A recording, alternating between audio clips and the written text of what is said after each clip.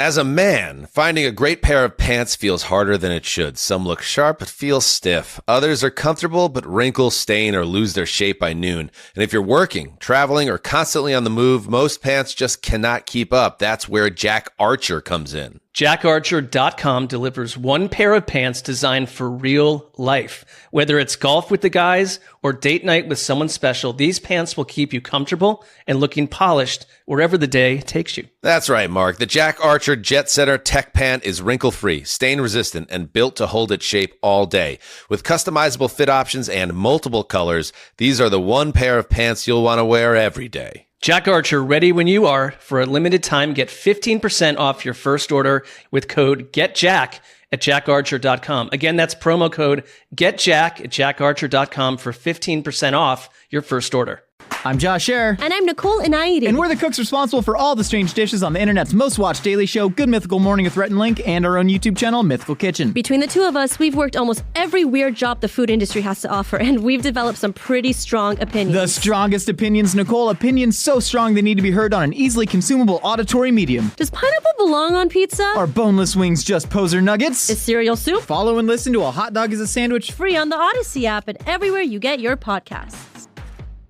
Partly cloudy and continued mild today, a high of 68 with a lot less wind than Tuesday. A south breeze this afternoon under 10 miles per hour. We'll see a few showers this evening, otherwise partly cloudy and 42 tonight. Sunny and 67 on Thursday. Sunshine on Friday and a high of 75. And we'll stay in the 70s on Saturday. That's your forecast from Storm Team 12. I'm meteorologist Jake Dunn.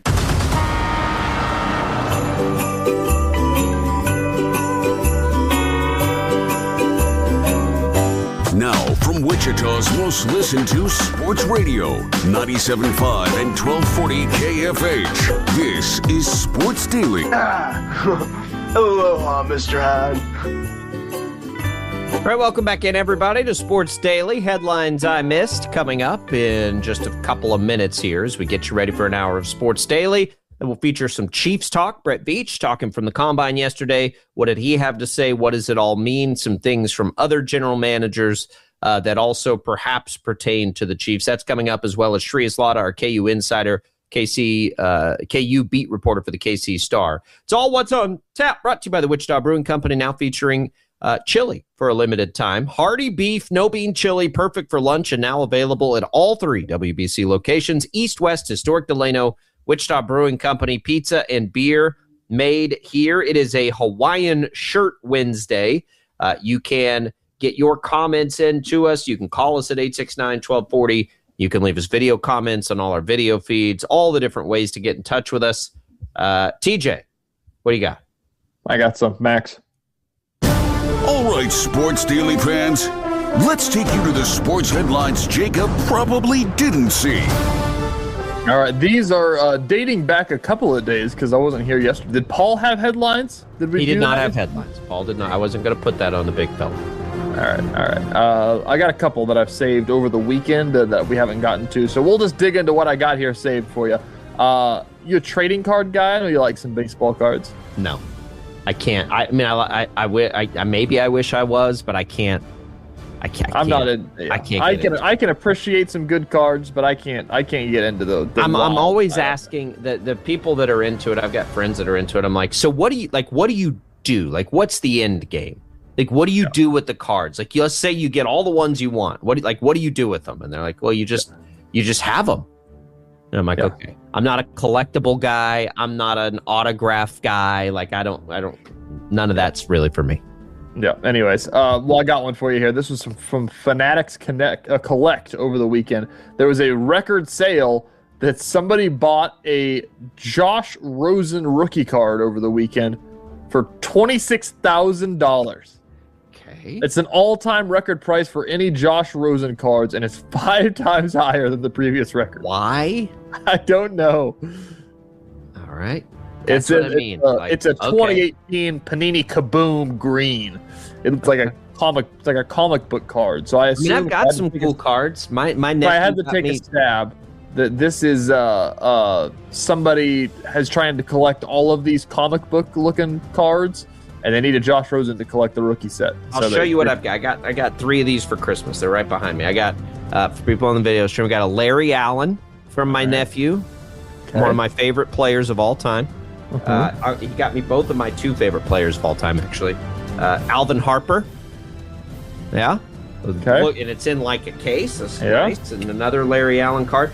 And then anonymously, I'm pretty sure it was my brother or one of his buddies, a Razor Ramon professional wrestler card here that I got. That's the collection. I love our great producers. Andrew got me some cool Rangers cards of some kind that are on my office desk. I think that's all I have in my collection. I used to be pretty big into it. I'm now a fan of collectibles. People talk all the time, get on a sidebar here, about like jerseys of players after they get traded and things of that nature. Like, I think the more obscure of a jersey that you can have, the cooler it becomes. Like, I've got some deep cuts in my closet back home. I used to collect basketball, baseball, football jerseys. Like, I probably have 50 in my childhood closet. They're awesome of the range that they go from. Like, I have a LaMelo Ball Lithuania jersey. Like, whenever he played overseas, like those kind of things are so awesome to me. Like, and so like my baseball card collection, like I've got like 5 different Bubba Starling rookie cards. Like, the funnier ones like that are awesome. I'll keep going here. If I'm collecting my favorite football players, I have Harper and Larry Allen. My other favorite player, non-Cowboy, was Merton Hanks. So if anybody's got a Merton Hanks card they're sitting around with, not knowing what to do with. Did you ever see Merton Hanks play? I didn't know his neck, he was a safety, played for the Seahawks, and he was awesome. And he had like a super long neck. In his celebration, like you do something awesome, and he would just like gangle his neck. I thought that was the coolest thing when I was a kid. I looked up some Merton Hanks videos. A couple more for you here. This was news over the weekend that Gunnar Rivers, Phillip Rivers' son, is committing to NC State to saw that one. The Wolfpack. Did you see the joke that was made ensuing? No. CF Budge, good college football account, said, "This trend holds true. NC State might have a quarterback factory for the next 30 years." Yeah. Okay. All right. Because all the different Rivers boys that they got. He has. I don't know how many of his kids are boys. Not that I suppose a girl can't go be the quarterback in NC State. They could have 30 years of Rivers quarterbacks popping in town there. If the trend holds true. All right, let's keep going here. Speaking of other obscure collector type ish things, TCU football is going to Ireland, and the game K-State played in. Their helmets, because everybody always wears the Ireland helmets. K-State just kind of did the Scottish knot or the Irish knot. TCU has their horned frog biting a 4-leaf clover. Okay. It's pretty cool. They did it in the Rose Bowl. They did where it's them holding a rose. They recreated it with a 4-leaf clover. TCU's the kind of school that can change their uniform a billion times 100%. And get away with it. Yeah, 100%. All right, one more for you. This one, this actually made some pretty national. I would be surprised if you didn't see this one. UFL. I don't think I've seen a UFL headline. All right. The UFL has new rules coming up for the upcoming spring season they will experiment with. Number 1, 60-plus yard field goals are now worth 4 points. Number 2, no punting inside opposing territory. You have to go for it. Okay. Or kick a field goal. That's a stupid one, but okay. Well, if you're at like the 48, the idea of it is fine, but if you're at the 48 and it's 3rd and 12, or second and let's say it's 2nd and 15, are you gonna take 2 steps back and kneel it on the next play so that you can punt? Yeah, I guess you could if you wanted to. Yeah. Lose it down. Number 3, no tush push. It's banned. Good riddance. So UFL Vice President of Officiating, Dean Blandino, said that they look at the NFL as a partner. The NFL is saying, could you try this? We're using NFL officials in their first couple of years for additional snaps. When we first tried the kickoff, you would have thought we were changing the fabric of the game. 4 years later, the NFL is using it. Oh, I don't. Yeah, it's a great place. It's a great testing zone. I like testing this stuff. People will like the punting thing. I just think the logistics of it are hard. I think that the punting thing just won't be used very much. Because how many times do people punt inside opposing territory? Yeah, not much. But to force somebody when they're in that like 2 or 3 yard range, and then we've got a team like maybe losing. Like we don't need all of that. If a team wants that part's to gonna get confusing. Anyway, the other ones I'm fine with though. 4.60-yard field goals is really interesting. I mean, that makes, But again, Brandon. No, it's never going to happen because, again, if you're in range of a 58-yarder on 2nd and long, do you back up 3 yards Here's to try to make it a 4-point Here's field something goal? really interesting. What is it typically? You snap it 5 yards back from the, like, can you just say, like, we're going to take a couple steps back. We're going to try for 60. Yeah. Is that way you're not like... How about incorporate that? And if it's within 35 yards and you miss, you lose 3 points. Yeah, that's interesting. I've always it's always been such a fascinating thing to me that, and it doesn't mean anything, but now it will if this is a thing, that like we measure field goals from where the ball is literally kicked, but we measure touchdowns by the line of scrimmage. Yeah. It's one of those things. I'm surprised with headlines today. Speaking of rules, you didn't bring up the ABS. That we started to see yesterday. My biggest take on that of all time, and this is definitely coming from a guy that was just a hitter in his baseball career, is that a pitch that catches the zone by 0.1 millimeter, that's not a strike. Yes, it is. It touched the strike zone. It needs to have at least. It needs to have. I think the rule should be that like 50% of the ball. Well, then change the rule. I agree. But it is a strike because like the rule says it's looking at the ball. I agree, but like the stitching hits the little bit of the zone. Makes it a better like pitch. No, it's a like that expands the zone by like 12 inches total. And then it's like Okay. do you want us to swing at that pitch?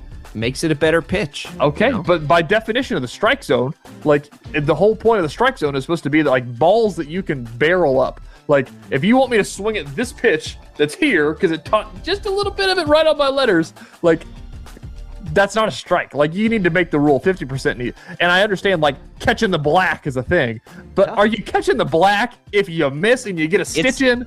It's never been harder to be a pitcher. I'm for it. Never been harder to hit a hitter. Hold on. It's never been harder to be a hitter, not a pitcher. Yeah, they're both fine. No, I sent you a Merton. I sent you a Merton Hanks celebration video. So I need you to check that out. Tyson chimes in via email, sportsdaily@kfhradio.com, that comfortability is absolutely, all caps he says, not a word. Oh, just as you would not use uncomfortability or discomfortability to describe the opposite feeling or action. I appreciate that, Tyson. Look, I don't think I use comfortability. This is a TJ thing. I think I would say comfort, level of comfort, not comfortability. But I'm not totally opposed to comfort. It's just a different meaning. There's different context. It needs to be a word. What about likability or the ability to like? Is that the same? Family ability? Yeah, the ability to be. I might go to war over this. Yeah, it's one of those things. Listen, these take on lives of their own. If you would like to chime in on the grammar discussion, you can as well. Email is always a great place to get in touch with the show. Let's talk Chiefs when we come back on Sports Daily.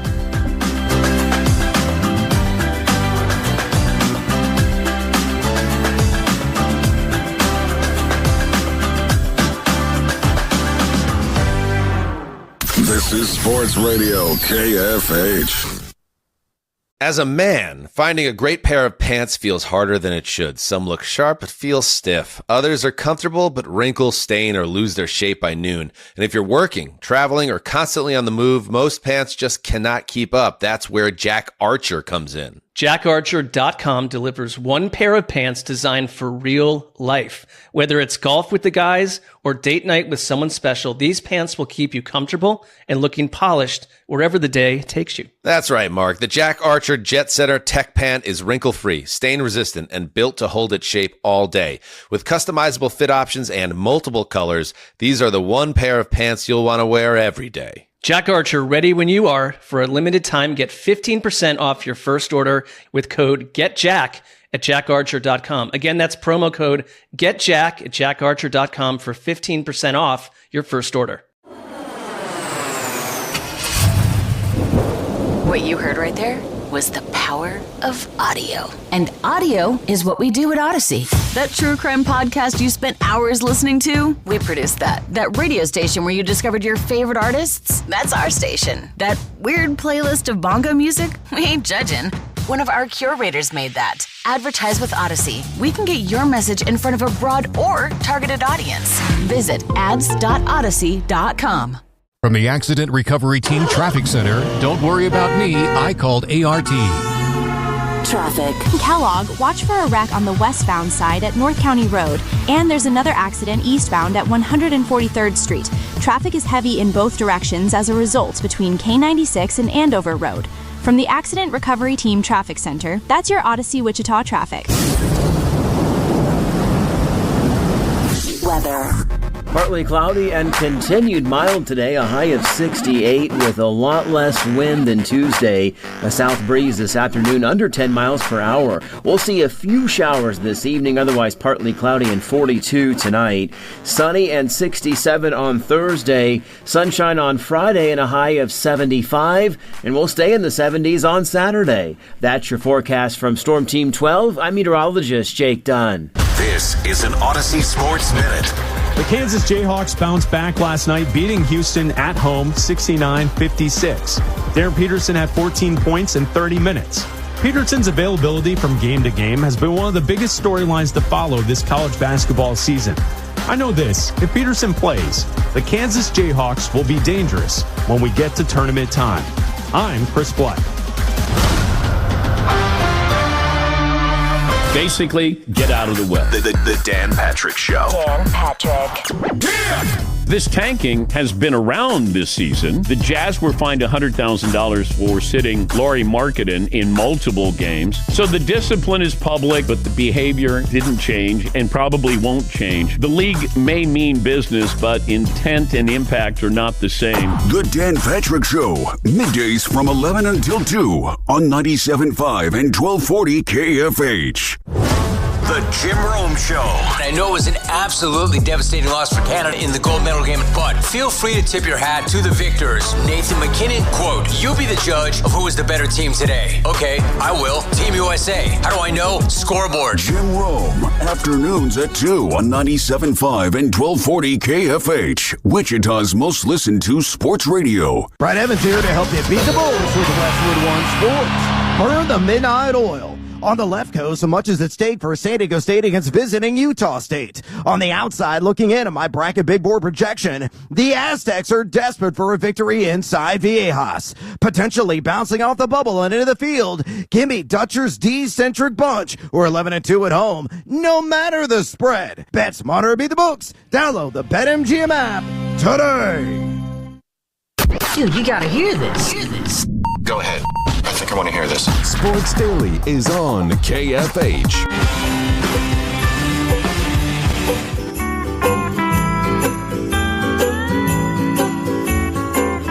Welcome back in, everybody. Sports Daily here on KFH, discussing the English language among. I am in the camp now. I think comfortability is in the same subcategory. Not even. I'm not even say that. It feels like it's like an ain't, where it's like it's definitely a word, but is it the right word to use? But it's not even that. It should be in the dictionary, because there's not a way to say the ability to be comfortable. The context that I was using it was the lack of comfortability. So to the emailer's point, Tyson, would that be discomfortability, which he also says is not a word? I mean, uncomfortability.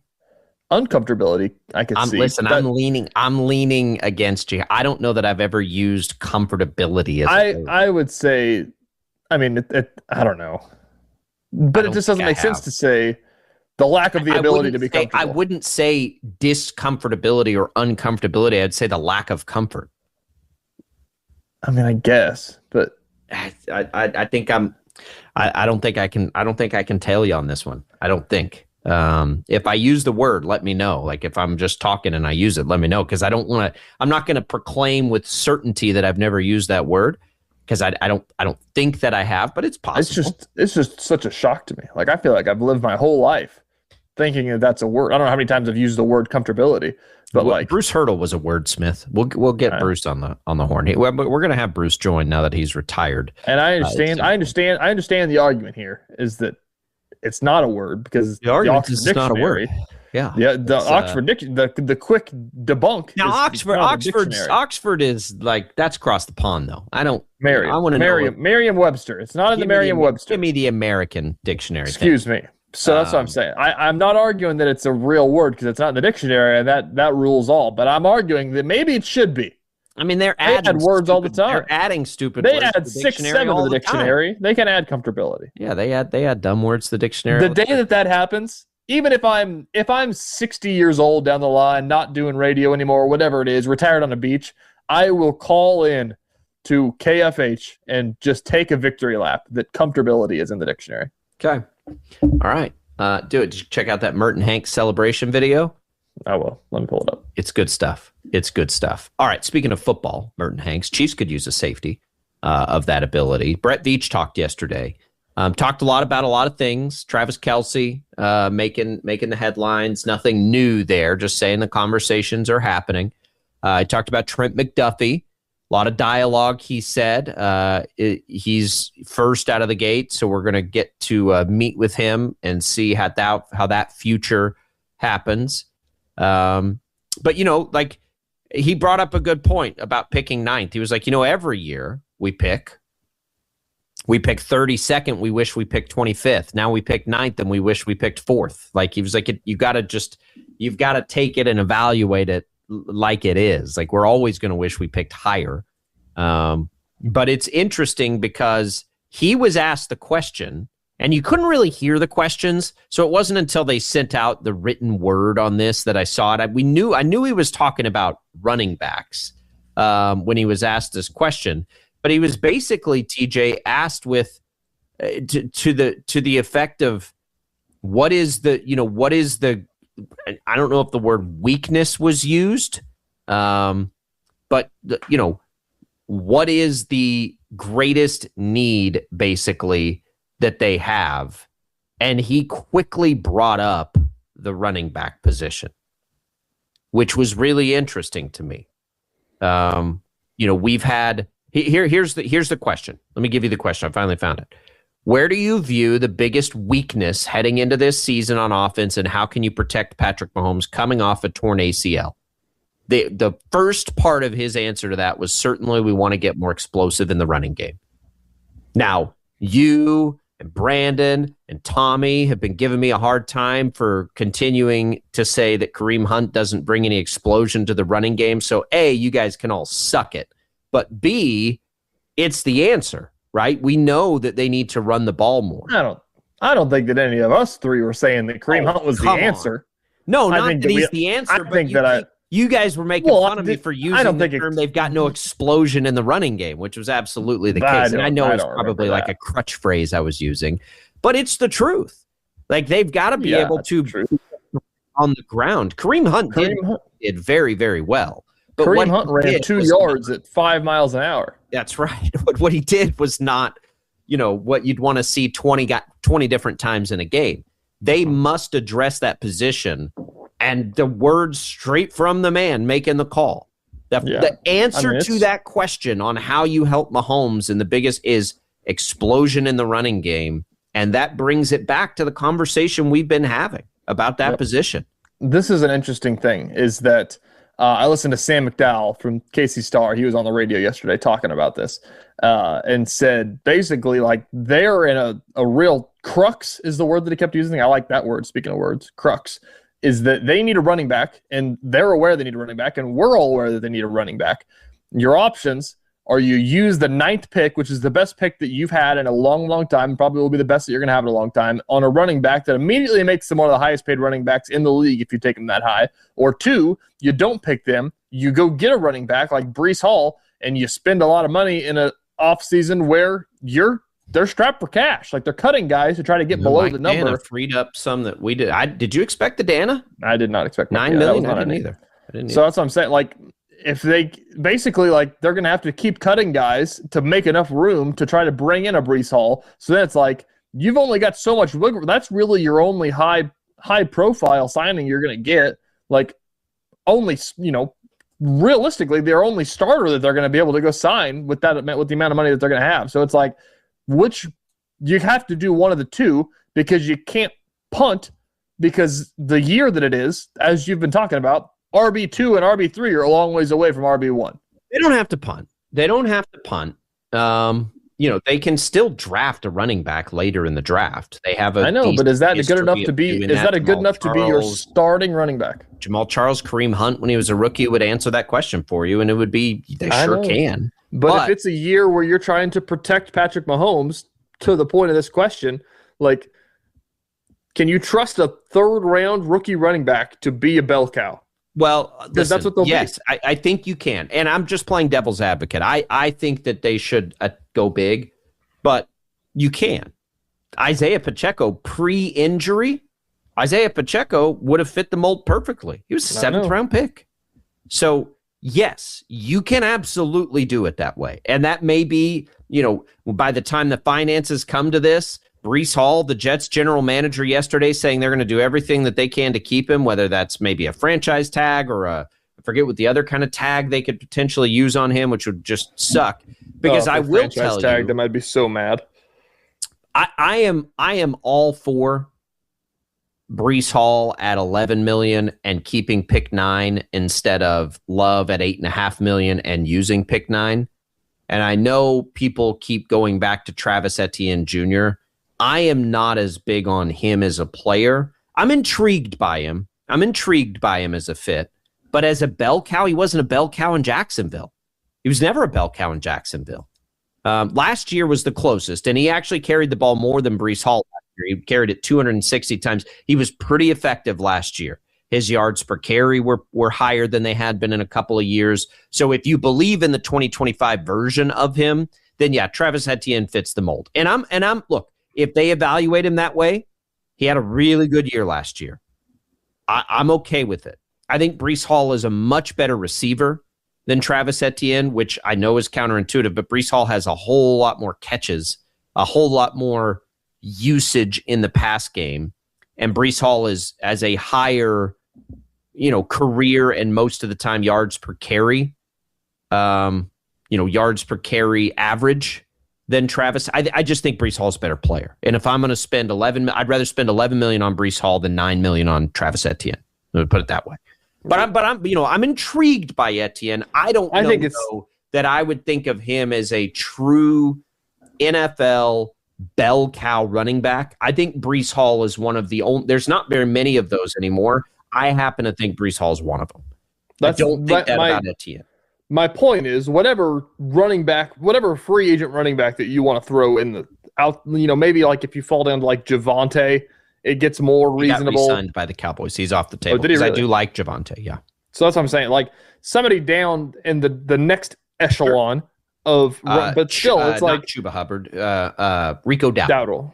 So like he'd be more obtainable. But then again, like how much are you going to say? How much are you going to save? Take a 2nd or 3rd round running back at that point. Yeah, that's what it's a weird predicament that they're in. Like they're in a spot where they need to run the ball more than they've ever needed to run the ball, and they don't have a running back, and they're going to have to commit some sort of resource to it and have to take the hit elsewhere of the replacement value. Like, are you fine with drafting a running back, which means that you can't go sign a new whatever you want to say? I don't know that I am, and I want them to run the ball. I think if my options are Love at 9 or elite pass rusher, or now probably, as much as it pains me to say it, like Jordan Tyson or Carnell Tate at 9, and then addressing running back in round 2, 3, 4. I think I'd take that, because I do think at the end of the day, you can get a running back behind that offensive line that may not profile a certain way and kind of take a short-term answer to it, but still lean into the run as much as you need to. You can bring back Kareem Hunt for short yardage. You've got Brashard Smith in the pass game. If you basically just need to replace Isaiah Pacheco, but run it more, I think you can do that. in the second or third, and maybe you hit a home run in the second or third round too, which is also possible. I don't Love at 9, making $8.5 million. You better think he's Bijan Robinson if you're going to do that. I mean, you have to think of him that way. And I just think that's pretty risky. I do. Now, it could pay off. I'm not, if they take Jeremiah Love, if Jeremiah Love's for the Chiefs, I'm drafting him in the first round of fantasy football, and I'll get fired up about it real quick. It's not the worst case scenario. I just think there are better ones out there. It's not so much the fact of like them taking a risk on Love and committing that to him early in the have to give him. Yeah, it's just the fact of like, it's the fact of, are you fine with it being a running back instead of a defensive tackle? Like that's my mind, or a wide receiver or whatever the replacement. Well, I'd rather you get the right player. Like if you're reaching because it's a position, like if you that's don't what I'm saying. like then no, like if Jeremiah Love is clearly the best player on the board at that point, and then take Jeremiah Love. You can't miss on this pick. But you're in the top 10. There are other good players in this draft. Like, there are going to be bigger needs. I hope like hell that Breece Hall does not get tagged by the Jets. Are you kidding me? What a pain. He doesn't want to be there. I mean, he's politely made that as clear as he can make it. They've misused him forever. They're not good. They don't have a good offensive line. I just it'll be such an annoying thing to happen in his career if that happens. Now, here's the other option too. Short-term Band-Aid. Breece Hall's a free agent next year. I don't think they're going to tag him twice. They'd be crazy to tag him in the first place. As for all the needs that they have, to tag a running back and go pay him close to like what McCaffrey's making, that'd be the Jets being the Jets. I love Breece Hall. That's a stupid roster decision for them right now. I hope that doesn't happen because I would really like to see if he'd come play for the Chiefs for $10 or $11 million. That's the thing too, is there an argument to be made somewhere about if Breece Hall is going to go sign somewhere and it's somewhere where he's going to be a starter as soon as he walks in the door and it gets to be his hometown team? Like, is there something to be said about like, hey man, like, well, can we knock it down a little bit? Like, I know that you want this to have. Probably not for a running back because they don't make very much anyway, comparatively. This is going to be the biggest contract of Breece's career. Yeah, you still want to give him market value, and I think the Chiefs can do that. Now, you may be able to structure it in a way that's beneficial to you. True. But I don't think Breece Hall needs to take a discount. Keep giving out bonuses like the Chiefs do for every player on the roster. Breece Hall, to me, is one of only a handful of guys in this league that you can turn around and give the ball to 25, like the old school 25 touches a game type of player. He's one of the only, there aren't very many of those guys anymore. And he's one of them. He's an elite level runner. He has proven time and time again, he's a big time pass catcher. And he has played behind some of the worst lines and for some of the worst offenses ever. And he has still been productive. You put him behind that Chiefs line and he's going to go nuts. With Mahomes at quarterback, I mean, he would go ballistic in that offense. I agree. I think that he'd just be a bunch of fun too with the amount of speed that he has with the offense. Like, it just feels like it's the one thing that they haven't had. Like, they've had Pacheco who did but it's like he wasn't the explosive. Especially post-injury, yeah. Yeah, but like we always would joke that Isaiah Pacheco was good at one thing, and that was running in a straight line as hard as he could.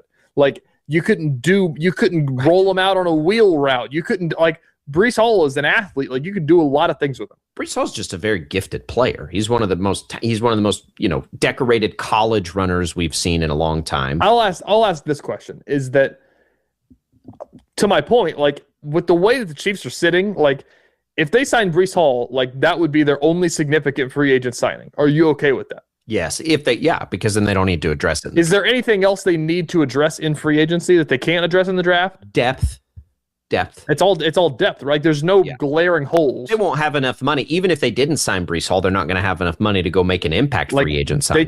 They can't go sign a defensive tackle. They're freeing up the money to do something at the level of sign Breece Hall. And it may very, like, if you ask me today, and it's only February 25th, it's so early. If you ask me today what I think is going to happen, I think they'll sign Travis Etienne. That's what I think is going to happen. It's not what I want to happen. It's not the best option. But if the Jets are going to mess with Breece Hall, they're going to tag him, and they're going to do whether they make him stay on the team or they're going to try and tag him and trade him. He doesn't have as much value if he's tagged because he's going to be making too much this year. I don't know what the running back tag will be, but the highest end players, Saquon, Christian McCaffrey, remember, it's an average of the top 4 at the position. At that point, he's going to get too expensive. So my gut says right now it'll be Travis Etienne, and they won't use the pick on Love. That's what my gut says right now, and I'll have to come around on it. Etienne did have a really good year last year, but I'd much rather have Breece Hall for the money. Much rather have Breece Hall for the money. I'd rather take Jeremiah Love if it didn't. If you were just taking player to player, I'd take Jeremiah Love over Etienne. But he cost you the 9th overall pick, and you don't get those very often. It is as fascinating as I love it because I think it's so interesting. All the components of what they do with that pick, I think, are so interesting. And now the Rashee Rice stuff comes into play. Whew! I can't wait. I don't know how much more information we're going to get from the combine other than that's when these guys start talking. That's when business gets done. You put all these GMs in the same room, business gets done. That's right. So maybe tomorrow we're going to start getting 40 times. We're going to start getting hand measurements. I just can't. Yeah, because Xavier Worthy had the fastest 40-time editor. That's right. Neat. Okay, great. That's right. Sure, he has a lot of joins. You know who's at the combine this year? Jaren Kanak. Oh, that's actually really cool. He'll be a combine. Tight end Jaren Kanak. He's going to turn some heads at the combine because his athletic ability is off the charts. Trey's Lotta joins us next. Don't go away.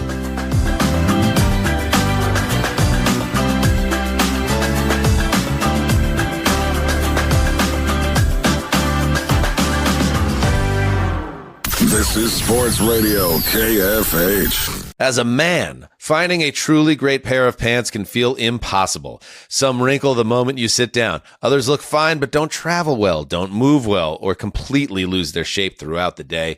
When you're flying, commuting, or packing light, most pants just aren't built for real life. That's why there's Jack Archer. JackArcher.com makes the Jet Setter Tech Pant designed to be the one pair of pants you actually need. Comfortable enough for travel, polished enough for work, and versatile enough for wherever the day takes you. The Jet Setter Tech Pant is wrinkle-free, stain-resistant, and built for all-day comfort. With flexible stretch, customizable fit options, and thousands of 5-star reviews, these are the pants you'll reach for every day. Jack Archer, ready when you are. For a limited time, get 15% off your first order using code GETJACK at jackarcher.com. Again, that's promo code GETJACK at jackarcher.com for 15% off your first order. I'm Dr. Mary Claire Haver. Ready for honest conversations about thriving in midlife? Listen to and follow my new podcast, Unpaused, available now wherever you get your podcasts. From the Accident Recovery Team Traffic Center, don't worry about me, I called ART. Traffic. The wreck on Kellogg has been cleared. Traffic is almost back to normal now between 143rd Street and Andover Road. But watch for a slowdown on 235 South heading onto K96. From the Accident Recovery Team Traffic Center, that's your Odyssey Wichita traffic. Weather. Partly cloudy and continued mild today, a high of 68 with a lot less wind than Tuesday. A south breeze this afternoon under 10 miles per hour. We'll see a few showers this evening, otherwise partly cloudy and 42 tonight. Sunny and 67 on Thursday. Sunshine on Friday and a high of 75. And we'll stay in the 70s on Saturday. That's your forecast from Storm Team 12. I'm meteorologist Jake Dunn. Basically, get out of the way. The Dan Patrick Show. Dan Patrick. With the Peterson situation, does he love basketball or is he just really good at it? Does he want to be great? Even Bill Self, the head coach of Kansas, he's like, I didn't know he wanted to come out of the game. It just looks really bad. And he's really good. But, man, I'd have some doubts about that where you go, I don't know. The Dan Patrick Show. Middays from 11 until 2 on 97.5 and 1240 KFH. 97.5 and 1240 KFH. Love the app. The Odyssey app. I can take it anywhere. It's so easy to listen on the app. Listen live on the Odyssey app. The commercials are over. Yo, I haven't got all day. 869-1240. Time to get busy. This is Sports Daily on KFH. And now, digging deeper with the teams you follow, it's another Sports Daily Insider interview on KFH. Welcome back in on a Wednesday edition of Sports Daily on KFH. It's a Hawaiian shirt Wednesday, and neither people on your screen are wearing a Hawaiian shirt, so we're not going to celebrate it. Take the music away, Max. Shreyas Laddha, KC Star, KU beat reporter, our KU insider, joins the show. Shreyas, just when you think that you think you know something about KU, they confuse you again, and they kind of dominate Houston in a game on Monday night. Should we just peg it up to being a Monday in Allen Fieldhouse? What is this team? I think this team at its peak is a very good basketball team. I think, like any good basketball team, they have stinkers. That's why it's college basketball, not the NBA. That happens a lot more. And that's the beauty of college basketball, right? Any given Monday or Tuesday or Thursday or Saturday, a team that's a top probably 10 team in the nation can have an absolute stinker against a non-tournament team at the moment in Cincinnati, like they did on Saturday. And then they can come in and beat the number 5 team in the country pretty convincingly in Allen Fieldhouse. That said, the magic of Allen Fieldhouse seems to make things happen more often than not. And Bill Self obviously is tremendously great at playing at home. I think he only has 23 home losses in his 23 years at Kansas. No, and so the biggest takeaway from me from this game is that after you leave Cincinnati, after you leave the Cincinnati game, and head into this one, like it could have gone one of two ways. Everybody was kind of starting to panic about that, and everybody was talking about what this team can do in March. That's what everybody's talking about. You know, this is something to me. Seeing Peterson play 30 minutes, them finding ways to win outside of Peterson. That's the biggest thing. Is that shows you that. If he has an off night, if he gets hurt or whatever it may be in March, they're able to play the two different games together. Yeah, I mean, to be honest with you, I don't think Peterson's had a particularly great set of games since the BYU game. He played well against Oklahoma State, but Oklahoma State hasn't been great. I think the best version of this team at this point is going to be not overly reliant on Peterson because he's just not healthy. And that's okay. It is what it is at this point. We're at the end of February and they haven't figured out this cramping situation or if it's something else, whatever it might be. But I was very impressed with the role players, the other guys who stepped up. Flory was a star, even with just having 4 points. He was plus 17 because his defense was phenomenal. Melvin, Trey had great games. Even Bryson Tiller had a pretty good game. Jamari had a couple of big threes. I think this team, even without Peterson, could be a pretty good team. Like, they're much better than the last 2 years, even without him. And without him, I feel like it's, the ceiling is maybe a second weekend team. With him, I think they can go higher just because the attention he commands is immense on the court. And even if he's not playing to his full capabilities, he can be, I think, just such a threat on the court. Yeah, my point that I brought up to Jacob earlier in the show is that it feels like that we've been waiting for KU to find the way where it's like Peterson does what he does on the court, shot creates everything that he does, and then also finds the way that they play when they play so well without him on the court and how you can make that work together. I think that we may need to retrain our thinking into saying, how can Darren Peterson fit into what the other guys do whenever they play so well with him out on the court? So maybe that means that it's not, him creating so much. Maybe that means going to Flory and Bryson and working the inside game and then having him there as like the 10 seconds left, here's a grenade, Darren, go do something with this. Like, that seems like the best version of KU in my mind now. I completely agree, and I think it's got to be something like he's there to hit clutch shots because it seems like he's just reduced to capacity with this injury to really give them anything consistently, right? And I think, he can't force the issue. Like, this is, if they want to win in March, maybe there's a time where he's going to have to force the issue because they're not scoring points. But right now, I think the best version at the end of the season, until he looks like he's kind of figured out how to play with the rest of the guys, is he's going to have to notch down his usage a little bit and let the other guys shine. And I think, that's going to be really interesting to see how that all plays out in the Big 12 tournament and the eventual NCAA tournament. Yeah, as they get closer and closer to that Big 12 tournament, a point that I made, which is kind of funny to think about, is that KU forever, and a lot of Big 12 teams forever, have just been like, yeah, I mean, it's cool. It's a tournament. It doesn't really matter. Like, we're just kind of getting ready for March Madness. Like, for KU, it's important not in the fact that they need to win the tournament, but it's important that they win games to have more games, because the level of comfortability, we'll get onto that, it's a whole sidebar, the level of comfortability of them playing together with everybody, the more games that you can have to figure this out, the better it is. So it's going to be a weird time in Kansas City, I think.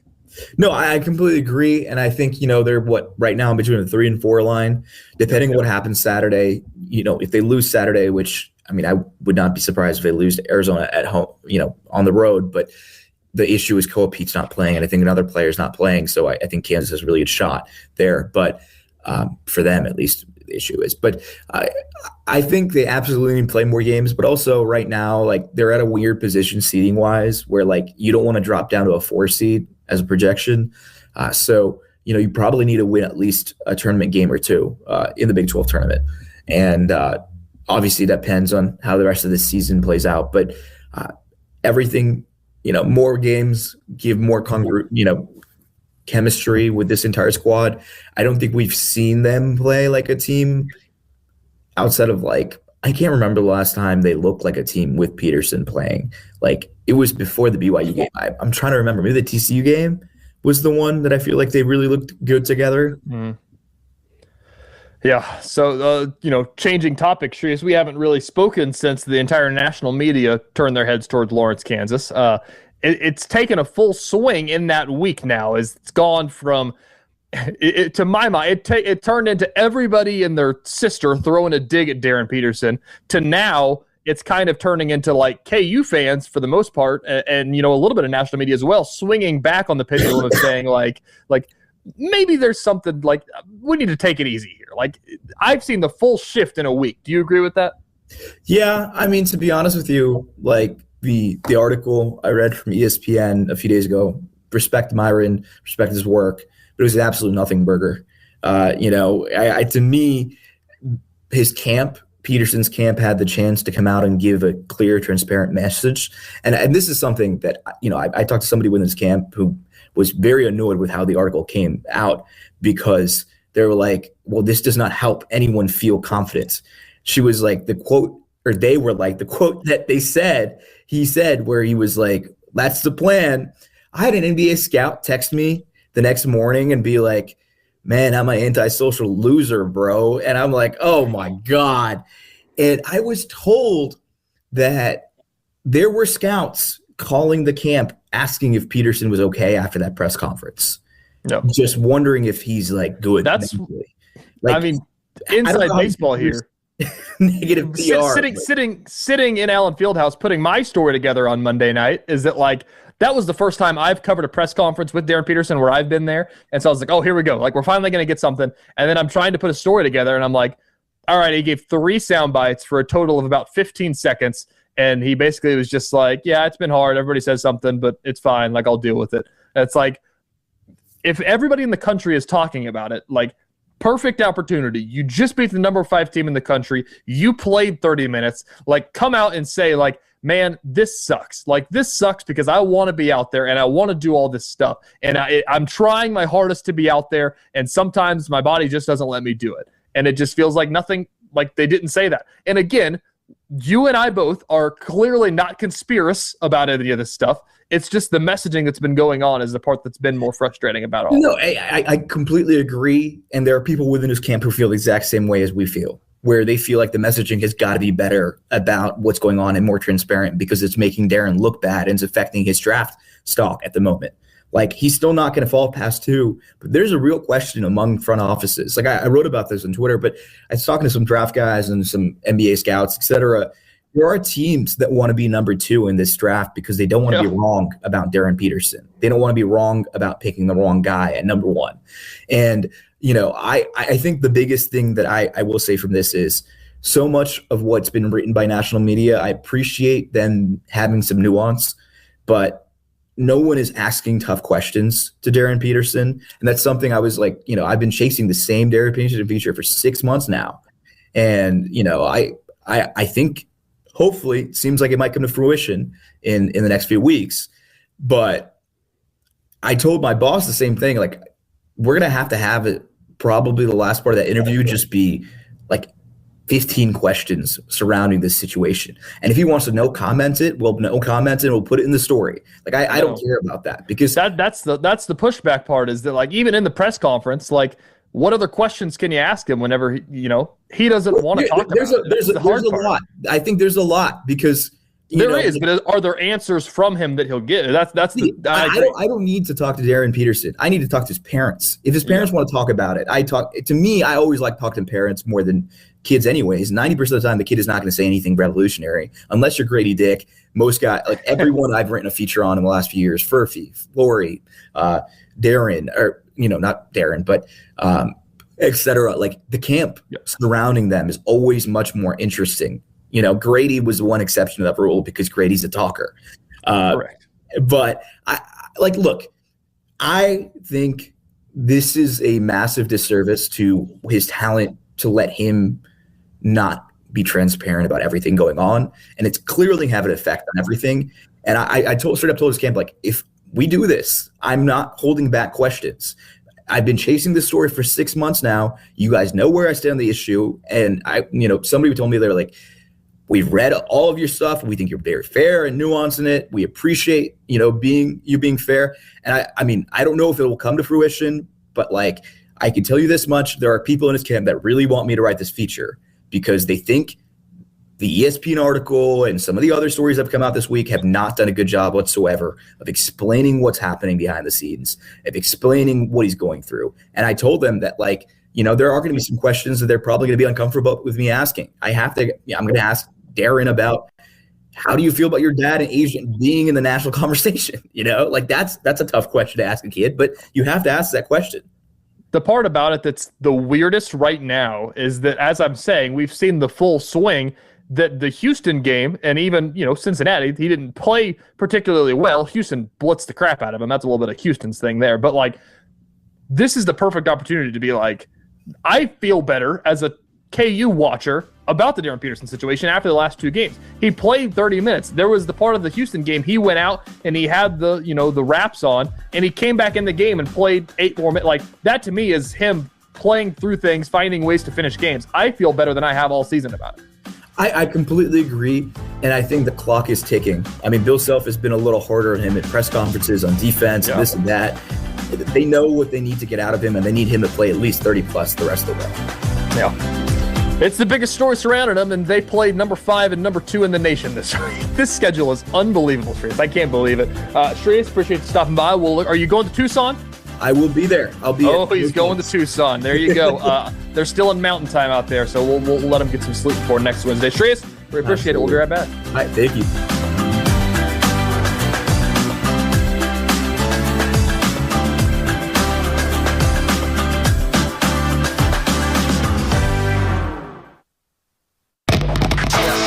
Wichita's most listened to sports radio, 97.5 and 1240 KFH.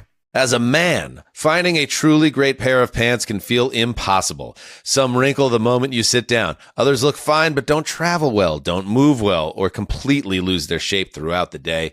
When you're flying, commuting, or packing light, most pants just aren't built for real life. That's why there's Jack Archer. JackArcher.com makes the Jet Setter Tech Pant, designed to be the one pair of pants you actually need. Comfortable enough for travel, polished enough for work, and versatile enough for wherever the day takes you. The Jet Setter Tech Pant is wrinkle-free, stain-resistant, and built for all-day comfort. With flexible stretch, customizable fit options, and thousands of 5-star reviews, these are the pants you'll reach for every day. Jack Archer, ready when you are. For a limited time, get 15% off your first order. using code GETJACK at jackarcher.com. Again, that's promo code GETJACK at jackarcher.com for 15% off your first order. What's up? It's Draymond Green. I'm back for my 14th NBA season, and my podcast, The Draymond Green Show, is back too. This season, I'm breaking down games, reacting to the biggest NBA stories, and sitting down with teammates, rivals, and culture shapers. And trust me, I'm not holding back, on the court or on the mic. 2 new episodes every week, new segments, big conversations, real basketball talk for the real hoop heads. Listen to and follow The Draymond Green Show wherever you get your podcasts. We're back, we're better, let's get it.